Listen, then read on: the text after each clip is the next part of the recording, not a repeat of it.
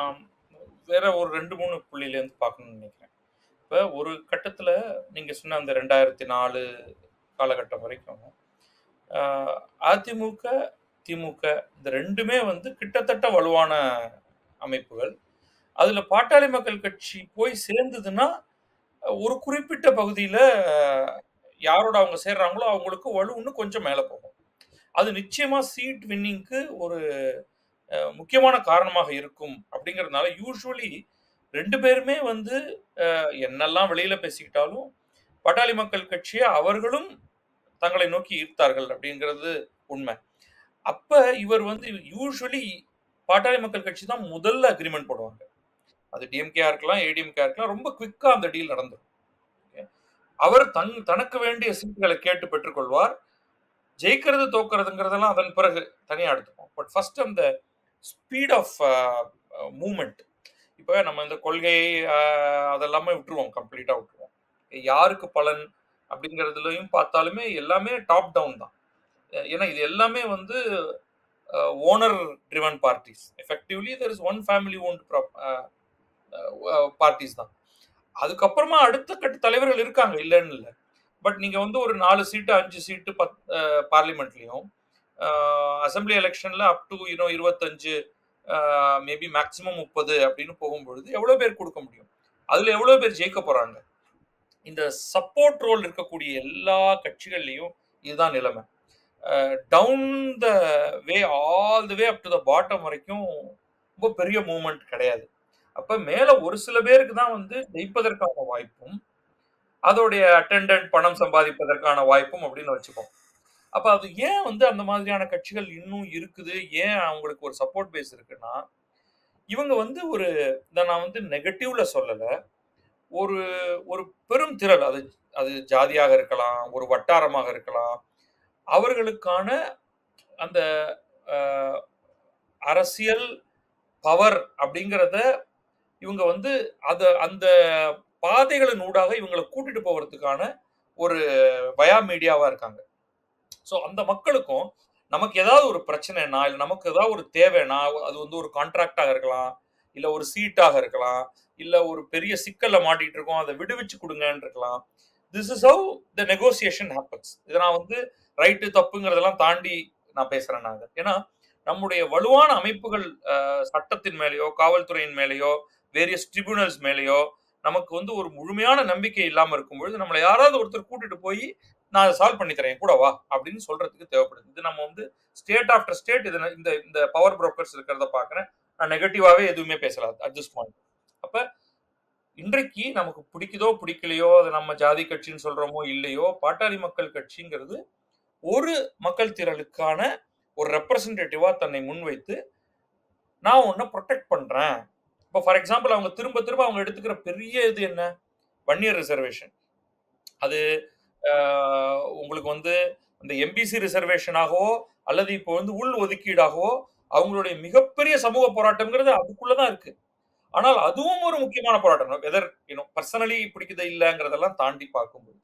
அப்ப ஒரு கூட்டமான மக்கள் வந்து அவர் பின்னாடி இன்னும் இருக்காங்க. அந்த 5% பிளஸ் 5.05 போச்சா, மைனஸ் 0.05ல இருக்கா, வாட்டெவர் 4.5வா, 5.5வா, 5வா ஏதோ ஒண்ணுல இருக்கு அப்படின்னு வச்சுப்பாங்க. இப்ப what is the purchase for that? ரொம்ப அதாவது நம்ம வந்து அ பலவிதமான கொள்கை அது இதுங்கிறதுக்கெல்லாம் விட்டுருவோம். எனக்கு எனக்கு பின்னாடி ஒரு 5% மக்கள் இருக்காங்கன்னா, நான் அதை என்னவாக மாற்றுவது? குடும்பத்துக்கு தனிப்பட்ட முறையில, கொள்கை ரீதியாக, தன் சமூகத்துக்கு, தன் பகுதி மக்களுக்கு dot, dot, dot, dot, dot. இதே பிரச்சனை தான் அது எம்டிஎம்கே உடைய வைகோவாக இருக்கட்டும், விடுதலை சிறுத்தைகள் திருமாவளவனாக இருக்கட்டும், டிஎம்டிகே இப்பொழுதைய பிரேமலதாவாக இருக்கட்டும், இவங்க ஒவ்வொருத்தருமே டிஎம்கே, ஏடிஎம்கே, பிஜேபி. பிஜேபி ஸ்டேட்ல ஒண்ணும் இல்லைன்னாலும், சென்ட்ரல் இருக்கிறதுனால, இவங்க 3 பேருமே ஒரு பவர் இருக்கக்கூடிய அல்லது பவரை பெறக்கூடிய ஒரு இடத்துல இருக்காங்க. அப்ப என்ன பண்றது? சோ இப்ப நான் வந்து பியூர்லி நான் இவருடைய ஆங்கிள்ல பார்க்கிறேன் அப்படின்னா, ராமதாஸுடைய ஆங்கிள்ல பார்க்கிறேன்னா, திமுகவுடைய கதவு எப்பயோ சாத்தப்பட்டுருச்சு. அதுக்கு காரணம் அவங்க விசிகே அவங்களுடைய பாக்ஸ்க்குள்ள ரொம்ப வலுவாக உள்ள உட்கார்ந்துட்டதுனால. அந்த இடத்துக்குள்ள நம்ம போய் உட்கார முடியாது. இன்னும் முன்னாடியாக இருந்தா ஒரு கலைஞர் காலத்துல அவர் வந்து யாருக்கு முன்னுரிமை ஒருவேளை வந்து பாட்டாளி மக்கள் கட்சி ரொம்ப முக்கியமானவர் நினைச்சிருந்தாருன்னா பிசிகே முன்னாடி டீல் போட்டிருக்க மாட்டாரு. ஆனா இந்த கரண்ட் ஸ்டாலின் ரெஜிம்ல PCK has a very very powerful inside position. அவங்க வந்து அத சீட்ல ஒண்ணா அவங்களுக்கு சிக்கல் இருக்கலாம். 2ஆ, 3ஆ, 4ஆ அல்லது பார்லிமெண்ட் சீட்ல இருந்து அசெம்பிளிக்கு போகும்பொழுது இத்தனையா அதெல்லாம் பிரச்சனைகள் இருக்கலாமே தவிர அந்த குரூப் ரொம்ப ஃபார்ம்ட் அப் குரூப். அப்ப இவருக்கு இருக்கிற இதுக்கு முன்னாடி வந்து என்ன ஆப்ஷன்? தனியா நிக்கிறது, ஏடிஎம்கேயோட சேர்றது. இப்பதான் பிஜேபி ஏடிஎம்கேங்கிறது பிரிஞ்சு ஒரு ஒரு ஒரு வலுவான இதுக்கு முன்னாடி வந்து பிஜேபியோடைய கோலிஷன்ஸ் எல்லாமே இன்சிக்னிபிகன்ட் கோலிஷன் பிஜேபி தனியா பார்க்கும்பொழுது இப்பதான் கொஞ்சமாவது சிக்னிபிகன்ஸ் வருது. அது கொஞ்சமான சிக்னிபிகன்ஸ் 5, 10, 15 தேர்தலுக்கு பிறகுதான் நமக்கு தெரிய போகுது. சோ இதுக்கு ராமதாசும் அன்புமணி ராமதாசும் ஒரு டிசிஷன் எடுத்தாங்க. நான் எப்படி பாக்குறேங்கிறத சொல்லிடுறேன். தென் நீங்க டிசைட் பண்ணுங்க.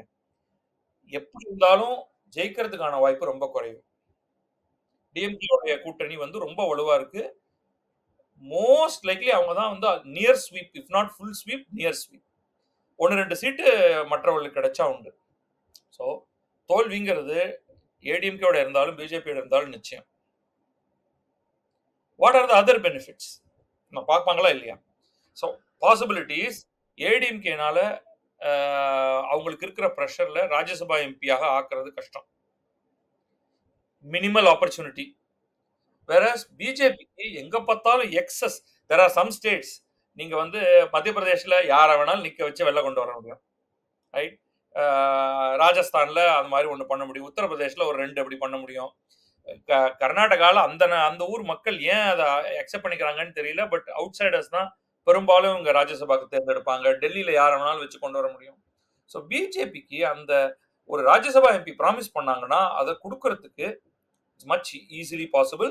அதுக்கு அடுத்து காங்கிரஸுக்கு தான். இவங்க 2 பேரால தான் காங்கிரஸுக்கு மச் லெஸ், இப்ப பிஜேபிக்கு மச் ஹையர். ஸோ ஒரு ராஜ்யசபா எம்பியை தைரியமாக கொடுக்கக்கூடிய ஒரு இடத்துல இன்றைக்கு பிஜேபி வர்சஸ் ஏடிஎம்கேல பிஜேபி தான் இருக்காங்க. அது பேக்ரவுண்ட்ல என்ன டீல் நடந்திருக்குன்னு நமக்கு தெரியாது. பொட்டன்ஷியல் மினிஸ்டர் இன்றைக்கு வந்து பிஜேபி ஜெயிக்கிறதுக்கு தான் சென்ட்ரல்ல வெரி ஹை பாசிபிலிட்டி. ஒரு ஸ்மால் பாசிபிலிட்டி இருக்கு. நான் இல்லைன்னா நான் சொல்ல போறது இல்லை. But very high possibility which means ஒரு ராஜ்யசபா எம்பியாக்கு ஒரு மினிஸ்ட்ரி கொடுக்கறதுக்கான possibility. None of which is possible with ADMK. டிஎம்கேவோட போறதா இருந்தா சில பாசிபிலிட்டிஸ் பெனிஃபிட்ஸ் கிடைச்சிருக்கும். But that is ruled out. அப்ப மத்த எல்லாத்தையும் தூக்கி போடுங்க. ஒரு ராமதாஸ், அன்புமணி ராமதாஸ் வேற என்ன பண்ணிருக்க முடியும்னு நினைக்கிறீங்க? இது என்னுடைய சப்மிஷன். நான் யாருக்காகவும் பேசல. நான் பியூர் பெனிஃபிட்ஸ் அனாலிசிஸ். நான் அதுக்கு கான்ட்ரரி வியூ பாயிண்ட் சொல்றேன். இப்ப 2024 தேர்தல்ல அதிமுகவுக்கு வலுவான ஓட் ஷேர் சீட்டு கிடைக்குதோ இல்லையோ கிடைச்சிருச்சு. பாரதிய ஜனதாவுக்கு அவங்க ப்ரொஜெக்ட் பண்றது கிடைக்கலன்னு வச்சுப்போம். கன்சிடரபிள் அவங்க சொல்றது 20 கிடைக்கிறது 10 அப்படின்னு அல்லது அதுக்கு கீழே வச்சுப்போம். பாமக போய் ஏடிஎம் கேட்ட நான் உங்களோட வந்துடுறேன் அப்படின்னு சொன்னா ஏடிஎம்கே மாட்டேன்னு சொல்ல போறாங்களா? இல்ல கொஞ்சம் நீங்க அப்பவே வந்திருக்கலாம் அப்படின்னு சொல்லியிருப்பாங்க. அப்புறம் இல்லைங்க பரவாயில்ல அப்படின்னு சொல்லிட்டு சேர்த்துக்க தான் போறாங்க.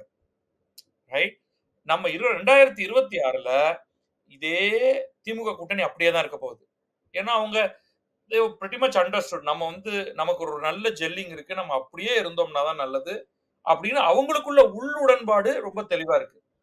ஒரு பார்லிமெண்ட் சீட்டுக்கு 6 அசம்பிளி சீட்னு கணக்கு பண்ணி அது கொஞ்சம் வேணா பிளஸ் மைனஸ் கொடுத்து இந்த உனக்கு 10 2 சீட் கொடுத்தா 10 சீட் அசம்பிளி அப்படின்னு 10 காங்கிரஸுக்கு ஒரு 30, மீதி எல்லாத்திலையும் டிஎம்கே நிக்க போறேன் அப்படின்னு சொல்ல போறாங்க.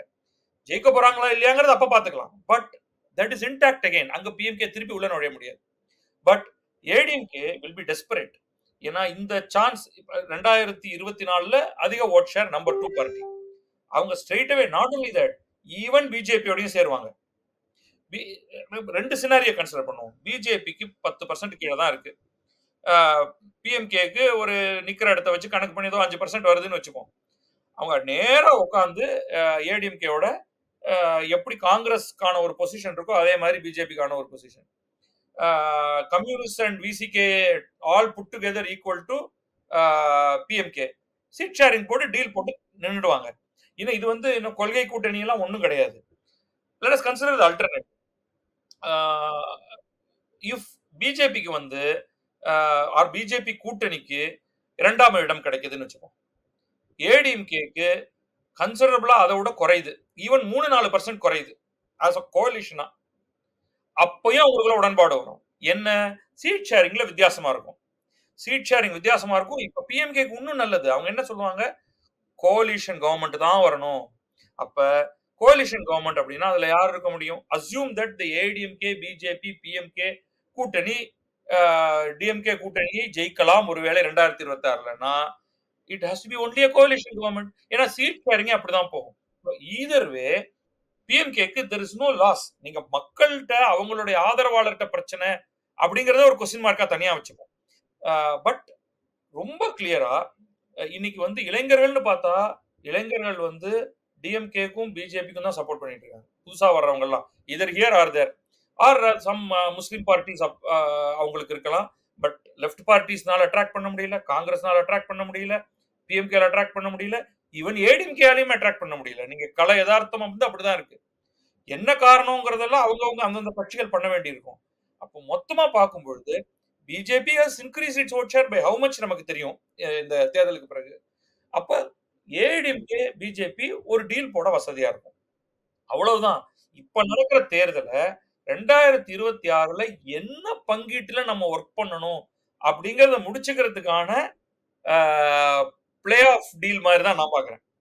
அப்ப என்ன பொறுத்த வரைக்கும் ராமதாஸ், அன்புமணி ராமதாஸ் ரொம்ப ஷூடான ஒரு மூவ் தான் பண்ணிருக்காங்க. They have nothing to lose, everything to gain. So இதனால பிஜேபிக்கு நல்லதா, ஏடிஎம்கேக்கு நல்லதா இல்லையோ, பிஎம்கேக்கு எந்த கெட்டதும் இருக்கிற மாதிரி எனக்கு தெரியல மேலோட்டமா பார்க்கும்போது. அதுதான் என்னுடைய